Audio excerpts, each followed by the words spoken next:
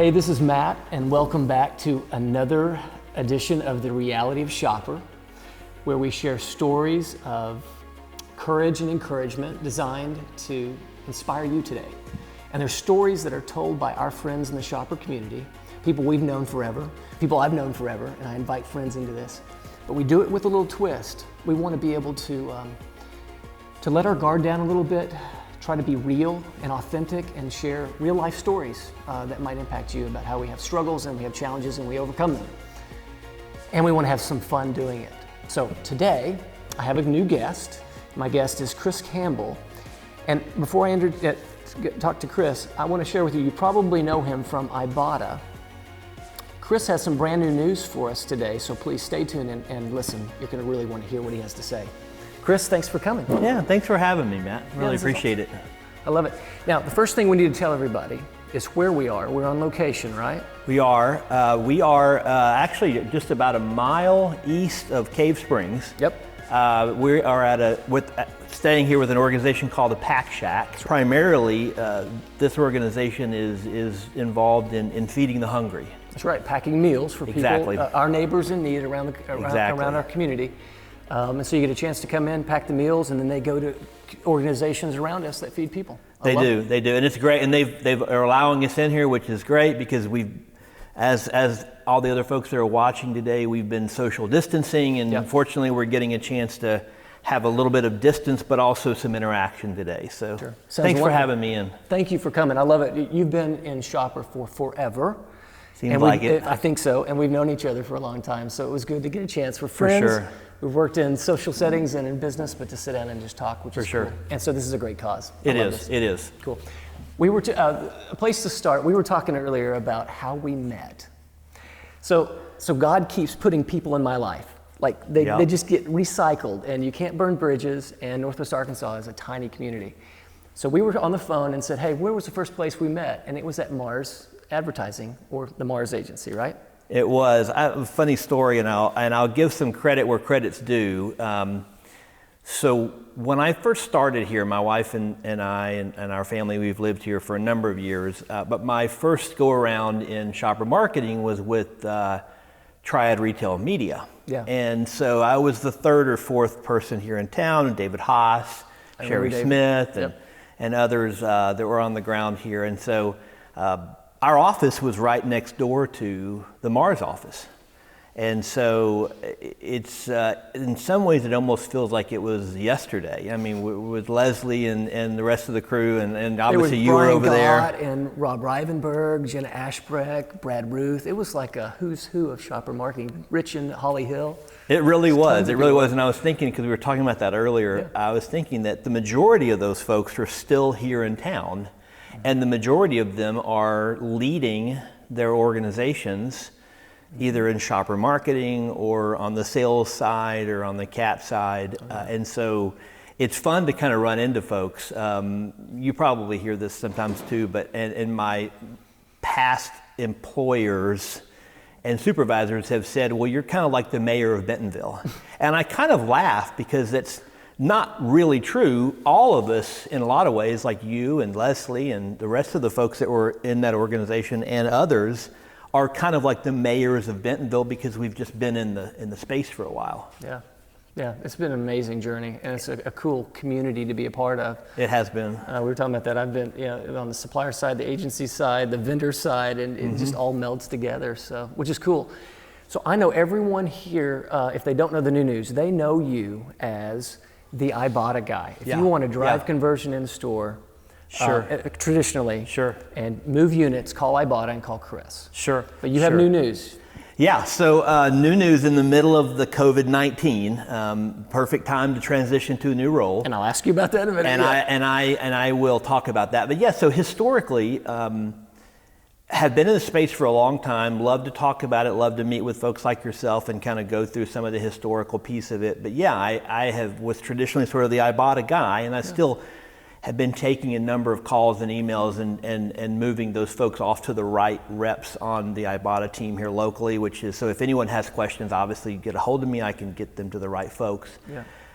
But I took a new role, in it was been mid-March at this point. It was right as everything was ramping up. It actually was. It was because I started the new job on a Monday, which I think was the 16th of March. Okay. And by that Wednesday, they had shut the NBA down. And by Friday, everything had been shut down. From a in-person perspective. So interesting timing. So it's worked out well. I think we're in a totally different world, which we'll talk about today, as far as how I'm interacting with folks, how you're interacting with folks, and kind of what the general landscape looks like now has changed dramatically. Sure. So you're at Campbell now. I am. And for my benefit and the listeners, can you share a little bit about who is Campbell? And then I'd love to know, why did you make the transition? Yeah, great question. So Campbell is primarily a technology company. So Campbell historically came out of Qualcomm, which a lot of folks are familiar with Qualcomm. Yep. Campbell was one of the units of Qualcomm that was focused on location technology, meaning what Campbell started out to do was embed location technology in mobile phones and in the apps that are part of those mobile phones. And the SDKs. Exactly, the SDK component. And what it allowed shopper marketers and others to do is to be able to better understand what was going on with their shopper, where they were shopping, where they were moving from day to day, and be able to improve their spend and optimize that. So in the case of the Walmart shopper marketers that are around here, the ability to be able to find folks that are within their particular cohort, but that are potentially buying the product at a Family Dollar. That's right, and driving them back. Correct, right. And bringing them back in. So it's just a really interesting space. And for me, the reason for the transition is, you will find that I'm the biggest Ibotta cheerleader and will continue to be. For me, it was interesting because it gives me an opportunity to restart on the ground, because I had built the Triad team early on and then moved over to Quotient and was the first rep here for Quotient, coupons.com. Same thing with Ibotta. And I just enjoyed that entrepreneurial piece of it. And so Campbell did not have anyone here in this market. Very minimal support on the CPG and shopper side in general. And this also kind of allows me to show some of the services that Campbell has outside of CPG. So we were chatting earlier as far as calling on some of the colleges for the fall or the spring and trying to use location to get students to go to UCA or Arkansas Tech or some of the other places. So just a little bit of a ways to kind of stretch my wings from that perspective, but also stay in the market. So I love that. And you've had experience of building teams and building business like no one I know. So it's fantastic just to have another challenge and do that again. Well, it's scary though too. I'll tell you, it's a scary piece to not necessarily just in the middle of the virus going on, but just to make those kind of changes. And I think a lot of folks will be able to kind of recognize that, because a lot of us are going through changes, right? A lot of people are either making changes of jobs or they're making some adjustments in their life because of the situation that's going on now. So I think that it's, things are always changing, and we just need to be open to that. We do. I think you're right. We were talking earlier, and we'll talk about this more, about kind of the adoption curve. We might as well talk about it now. The adoption curve of online shopping, pickup and delivery services. And for a long time, I thought, okay, are shoppers pushing this, or are retailers pulling this? And we were kind of on this steady trajectory, right? And we thought, it's speeding up a little bit, but all of a sudden it went from 0 to 100,000 miles an hour. And the adoption curve is just, it's blown up. And it's amazing to see what we're all having to deal with. Being socially distant, being at home, not being in the store. So I've had to spend weeks trying to figure out, how do you work from home? How do you become productive there? How do you work that with your family? And then as shopper marketers, I've spent the last number of weeks trying to figure out, okay, we had a marketing program that was designed to drive shoppers in the store to walk up to a feature and pick up a product and sell through. Okay, when you don't have that, when you don't have a demo in store, when you don't have all that, how do you still drive sales? And we're figuring it out very, very quickly, I think. Yeah, it's interesting because we were talking about this just a few minutes ago about you're in the middle of this Explorer series essentially, and I know early on some of the topics were focused on a lot of the in-store activity and whether that's fixtures or what the in-aisle experience looked like, and how ironic that we are just a few months into this and everything, to your point, is either online, buy online, pick up in store, or pickup related, or all even the newer things that we've seen that have been around for a while, but we're seeing more and more, which are the direct-to-consumer components, where even just within the past few days, there was a release that came out from Frito-Lay where they've come up with snacks.com. You're buying your chips online, and they're shipping them straight to your house, and things like that were not necessarily unheard of, but were definitely unique up until just a couple of months ago. And I think that we're all sort of waiting with bated breath a little bit on what does that look like for each of us from a business perspective and also from a family perspective.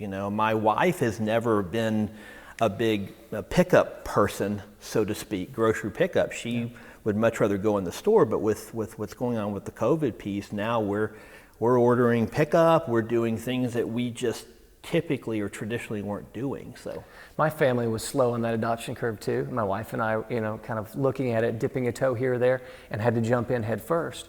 And we've spent time with my parents, her parents. So now we're talking grandparents that are saying, okay, how do we do this? And they're learning quickly. And my parents, every week, it's a new order and it gets dropped off, and or they pick it up, and they're huge fans of it. And we'll see what happens when we come out of this. You and I discussed that. Okay, does that continue?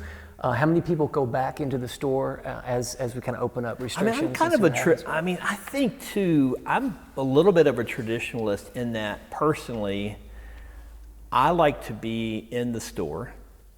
Again, I think everyone's a little bit different on this, but like with my bank, for example, I want to go in and I want to talk to the teller and I want to interact with folks at the bank. I'll do a drive-through on occasion, but I think that there's going to be a balance there, because we're still going to get into a situation where we don't want to over-rotate one way or the other, to where, for example, 5260, we don't want that to just become a distribution center. I agree. Right? I think that's interesting. I think that there is a school of thought that we would potentially over-rotate, and I think there's still going to be a group of people that are interested in that interaction in the stores. So. And we'll have to see. I think you're a traditionalist in that sense. And I think I'm kind of getting pushed a little further along. I think maybe we probably are, both of us. We'll see. We'll see where it lands. See where it goes, yeah. We talked about something else too in light of this, and I have two questions. But one is, I've noticed that our friends, I have tons of friends in the service community providing technology and services for suppliers, helping them reach shoppers during a totally unique time right now. So I look at Rich Context has some really cool stuff with Hyphen they're just coming out with. It's being launched right now, connected to .com. We've got a ton of stuff. I wrote down, Ibotta's got a brand new online piece, which is cool. So you not only save in the store, now you can save online. The Field Agent has digital demos. So how do you take a physical demo and turn it into a digital demo? Have you been watching that? What do you think about all of those different services out there? And does Gimbal offer a technology or service that can kind of help suppliers right now in this time? Yeah, I'll address the first part of it first, and then I'll go into the Gimbal side. To me, it's interesting that we are now in a situation where we're doing like drive-through demos, for example. I saw that the other day, where there's actually drive-through demos that are happening. And I think that that's kind of hearkening back a little bit to some of the retailtainment component or some of the parking lot component, right? So there's a little bit of that. People, Seeing more and more, of course, online sampling, continuing to go through with those programs. But I think what's going to happen is that you're going to continue to have the same needs or similar needs from shopper marketers moving forward, right? We still need to be able to know who the shopper is.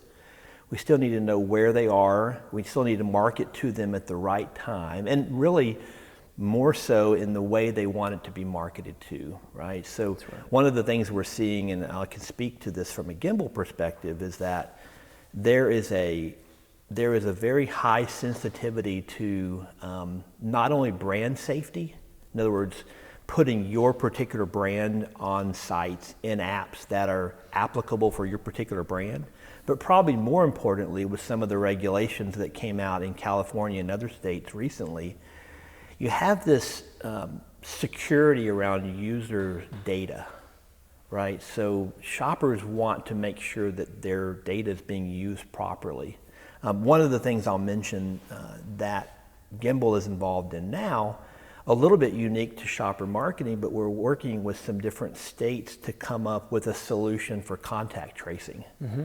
Meaning that once a shopper opts in, the state, along in partnership with Campbell, would have the ability to notify that person that they were either in an area that had seen a high incidence of COVID or other conditions, but in some way be able to notify them and let them know that they needed to go in and get tested. You might have been at risk. You were in a situation Exactly. that might have put you at a higher risk. So a way to be able to use, which I think this is not necessarily unique to just Campbell, but location technology in general, to be able to utilize that to help consumers, as opposed to it being strictly about the marketing component. So that's what I see happening. And then specifically around how we can support those other organizations, it's a matter of casting a big enough net, using media to cast a big net around the right shoppers and bringing them in, whether that's for a digital demo or a drive-through demo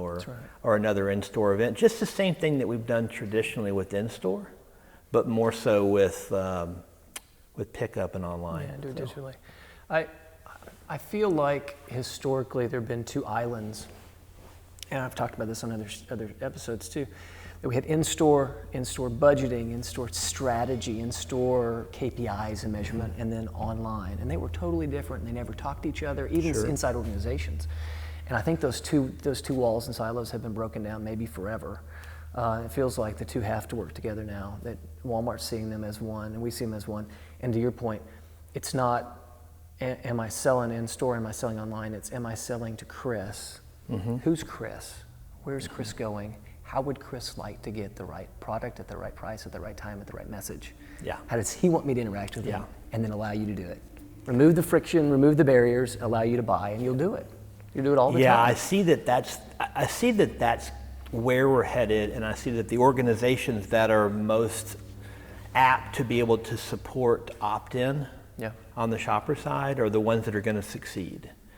So the concept of one size fits all is gone, and the concept of sort of siloing shoppers into online or in-store is gone. It is. It's definitely, we've talked about this omnichannel approach for years, but it's always been around siloing those communications to cover off on multiple channels. Yep, it was adding multiple channels, but they were all still in silos. It's like the real definition. The real definition of omnichannel would be to show you a media unit or a coupon or something along those lines uniquely to the way that I see one, and in a fashion that's more apt for you. And so I think of it too, even Campbell, one of the pieces that's unique is that because we know who these individuals are, on their mobile phone, we also have a way to identify their usage of other devices, right? So whether that's a laptop or an iPad, and be able to speak to them in those particular contexts. And again, that's not particularly unique to us, but I think the concept to be able to, I want to speak to you at the right time with the right message. And I think that we're just going to continue to be more refined in those areas. I saw something this morning, it was from Nielsen. I thought it was interesting. They said that they thought there were three different kind of scenarios as we come out of this. You're talking about coming out of this is important. It was rebounding, and then rebooting, and then reinventing. And it was interesting. So it's rebounding, coming out of this, then kind of rebooting business and shopping and behavior, and then reinventing. And I thought about it, and I thought, you know what? I think reinventing is happening right now. I think it's already on us. I don't think it's the third step. I think we're doing it right now. So we'll see as we continue to reinvent and listen to shoppers. Oh, that was cool. You've been in sales, you've built businesses, you've built businesses here, you've built teams, so you got a lot of experience. What are some of the things that you've learned in providing solutions for the supplier community? and suppliers. Yeah. Does that make sense, that question? Yeah. In engaging with them and helping them, what have you learned that could help other people without giving the competition any Oh, keys no. on it? I'm not worried. We're all kind of in the same boat. I think it's I think probably what I've learned the most over the years is that providing the solution that the client is looking for is important versus what I wanted to sell them or I wanted to provide to them. It's also there's also been some internal selling going on as well for me and probably others in the space, in that this market is so unique compared to the rest of the country. So I'll speak to that briefly because I've worked for companies that were based in Tampa, Mountain View, California, Denver, Colorado, Los Angeles, California now.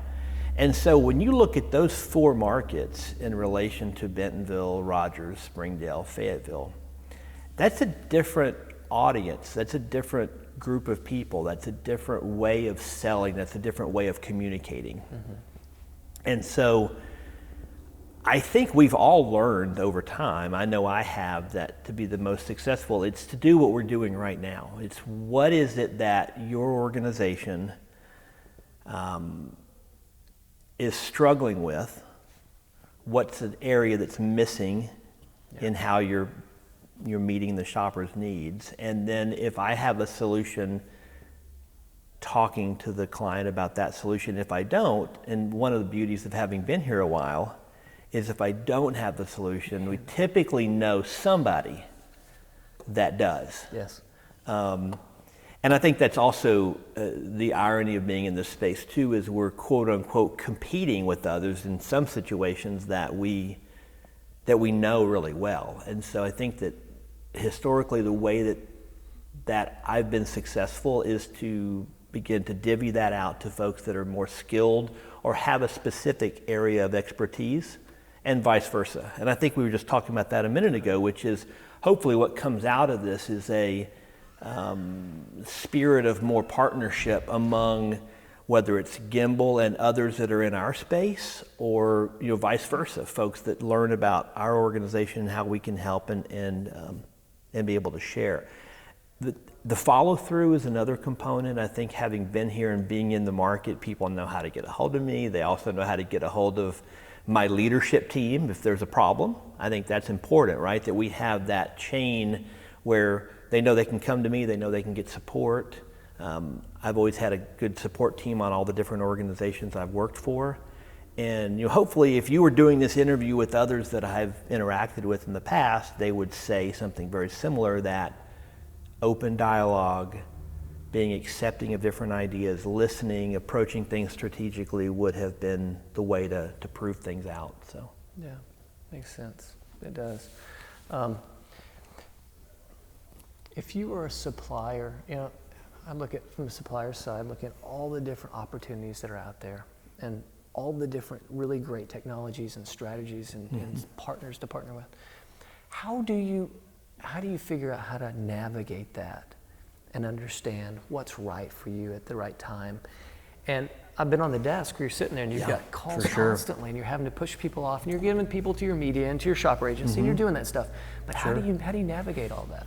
Well, I would say I feel for that situation. Having been on the selling side or the solution side for so long, I haven't had to deal much personally with that particular challenge, but I know it's a challenge. Yeah. And so what I would do is, if I was a junior shopper marketer, or if I was coming in as a junior AE, even at agency level, I would go to folks that were senior, or on the shopper marketing side, I would find senior shopper marketers in the community that were in non-competing areas, and I would just pick their brain essentially, because what happens is you have folks that have been in the space for a number of years that have begun to build out essentially a menu of options. And they know historically that, oh yeah, Ibotta, they work great in this situation, or this particular tactic works really well, and here was my ROI, or here's my ROAS in this particular situation. So I would not take it as I wouldn't feel bad at all going out to folks that have been in the market for a long time and saying, hey, can I spend an hour with you? And I have some questions, when you're supporting in-store, online.com, demos, whatever the case might be, even if it's a KPI. So my KPI is brand awareness, or it's conversion, or whatever the case might be. I think you can't ask enough questions of people that are out there. There's also organizations that have begun to consolidate that, and that's why I think a lot of times, even though from time to time there's transitions between clients and agencies, I think the agency model is still extremely strong, because what happens in the agency world is you have individuals that are experts at collecting that type of information, historical information. Service to their client. And that's a service that the client is willing to pay for. And I think it's worthwhile for them to do that. But I would say ask as many questions as possible. Everyone in this market is also open to running test and learns. So I would say if folks are out there looking to, I'd like to try that particular technology, but I don't understand it, and I don't know if it's going to be successful, and I don't want my boss on my back if I spend, $100,000 and it doesn't play. Yeah, totally. So go to folks and see what you can work out with, limited store counts or whatever the case might be. Yeah, I know in a lot of scenarios we'd like to look at that kind of 70% rule. Like 70% of the time, use the tried and true tactics that are going to work and drive conversion or drive sales or drive awareness, whatever it is, and then pick out that other 20 and 10%. 20% on stuff that's emerging that you've tried that you think you should try some more and really measure, and about 10% of, hey, let's just throw some money at some things that are unique and new, and let's see how it works. Yeah, and don't be shy about it. Don't be, that's because that's going to show well, again, whether it's agency or client side, it's going to show well if you go out and you make the attempt and you use these different tactics and technologies. It's going to show well from totally you for internally as well. Yeah, totally get it. All right, so we're in. Here's the deal. As we come out of this social isolation, working at home, and we can get back out to doing the things we love with our friends and family. All right, so let's talk about what we love to do. Yeah. You said you like to fish. I can't wait to get to the beach. I love it. So we've already started. Yep, we're already there, halfway. I've been out on the kayak a couple of times already, Lake Atalanta and Beaver Lake. So I love to fish. I like to just be on the water, really, as much as anything else. So. Okay, so let's do this. I usually try to do 20 questions, just rapid fire, perfect. Fun at the end. We'll do this. It's 20 questions about fishing. Okay. See how this works. Okay? We'll see how it goes. All right, 1. What's your favorite type of fish to catch? Trout. Okay. What's your favorite place to fish here? Probably Roaring River. Roaring River, okay. Yeah. Pretty close, right? Yeah, close by. And you like to fish in a kayak, right? I like to fish in a kayak, but not on Roaring River. Buffalo is beautiful, obviously, so as well. Okay, I love it. How about not here? Elsewhere, where do you like to fish? Oh, okay. Do you like to go anywhere and travel to fish? Yeah, I haven't gotten the chance to do this yet, but I want to fish up in Canada. Okay. So we don't get to do anything with walleye and some of the different fish that are native to Canada, and so I'd love to get a chance to do that. So that'd be fun. Yeah, it would be really fun. That'd be really fun. What is your favorite lure? Oh, interesting. Well, there's two things. I don't know. Favorite lure is probably just the traditional earthworm, because it works as good or better than anything else. And I typically will try a lot of different things, especially with trout. I'll use a dough bait with trout, or I'll use the Berkeley baits and so forth. So really, with baits, it's all about what the weather looks like and what the water looks like. So. Yeah. How did you get involved in? How did you start fishing? Was My it something dad. you did when you were little? My dad. Yeah, my dad and his dad. I grew up in Houston. So fishing is very important in the South, along with hunting, although I never really was a hunter. So yeah, through my dad. I love it. Okay, fishing stories, they're always outlandish. What's your greatest, biggest, best fishing story that you could throw on us? And it doesn't have to be true. Yeah, I mean, it's interesting because I could. The one that got away. Tell me about the one. Yeah, it's so funny. I'm going to tell you. Yeah, I'm going to tell you about my story, and then I'm going to tell you about my sister's story as well. Okay. It's kind of interesting. Right. So a lot of deep sea fishing.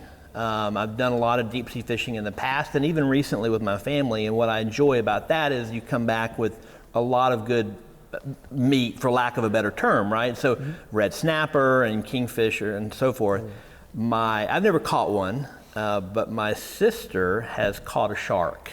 Really? So she's a couple years younger than me in Houston, And so that for her, that was the thrill. And I think for me, that would be sort of the thrill, is to catch sort of something really exotic like that. That's and cool. The last time I looked, there's no shark in Beaver Lake, so you pretty much have to be saltwater for that. I heard there's some catfish that can take you There are under. some massive catfish in there, in Beaver, for sure. I love it. That is so cool. All right, Chris, I want to thank you for spending some time with me. Known you forever. This has been a blast to see what's going on in the industry right now, what you're thinking, and to spend some time together as we come out of this whole experiment, and hoping the best and wishing the best and praying the best for our friends and family and people we know. Or everybody's struggling and dealing with it the way they the best they can. And so I hope everybody's doing well. And I would say thank you again. Thank you to the PAC Shack for having us in here. I want this forum to be an encouragement for folks that are watching it as well, that we are going to come out of this thing stronger than we were before. And also just to let folks know, get a hold of you, get a hold of me, get a hold of others in the community if we need help kind of in the space, and as we kind of come together out of this. So I totally get it. And I think coming out of this, I think we're going to go find Brett, who's around the corner. Yes, let's do it. Get him in here and see if we can maybe pack some let's pack food it. for Let's somebody. do it for sure. Let's pack. Okay. Let's do it. Hi, this is Brett Raymond at the PAC Shack, and we want to thank everyone who has come out and packed meals with us here in Cave Springs over the last couple of months. It's all been a crazy time for all of us. We still need families to come out one at a time and pack meals to help our neighbors in need. It's super easy to sign up online for your spot to come in our safe, secure, sanitary facility. If you're not comfortable coming in, that's cool too. There are ways that you can help on our website to help other families be able to come in and pack meals. We could use your help with some funding to make sure that meals get out to more people in need. It's really easy. Go to thepacshack.org, and we hope to see you around the funnel soon. Thanks so much.